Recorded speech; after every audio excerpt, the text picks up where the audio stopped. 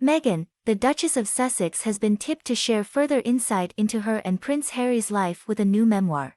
The Duke of Sussex discussed his personal experience as a high-ranking member of the royal family in his autobiography, Spare. Commentator Bronte Coy argued the Duchess may have to turn to pen her own accounts in a bid to stay relevant once the enthusiasm for the coronation has passed. Harry will be attending the ceremony at Westminster Abbey alongside other senior family members while Meghan remains in California with their children. Coy asked, "They've absolutely been in the media and in the spotlight, but after the coronation, where does that go? What's next for them?"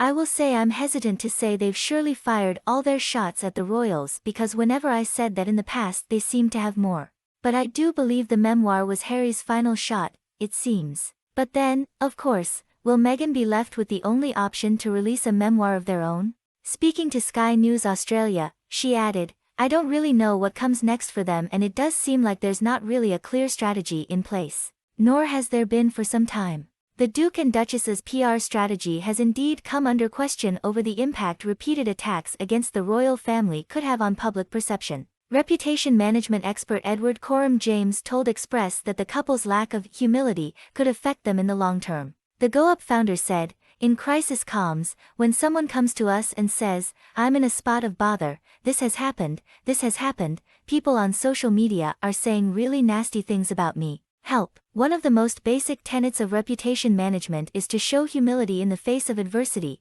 You show humility and you show introspection. He continued, "If, on the other hand, you take the approach of, 'I'm not responsible for any of this is all one giant smear campaign against me, none of this is my fault, everyone else is lying, I'm completely innocent. It's us two who are right and the score of other people who are totally wrong,' you rarely build sympathy that way. And without sympathy, you don't get an audience on board with your attempts at crisis management, and it actually ends up making the other side much more believable than you." Coram James added, "I would argue that their lack of introspection will come back to hurt them from a reputational point of view. From a PR point of view, that is so basic that the lack of it feels deliberate." Harry has however attempted to mend the bridge with the royal family, conducting heart-to-heart negotiations with the king before the palace confirmed he would attend the coronation. Sources confirmed the pair had resumed communications, and there is now a willingness and wanting to mend on both sides.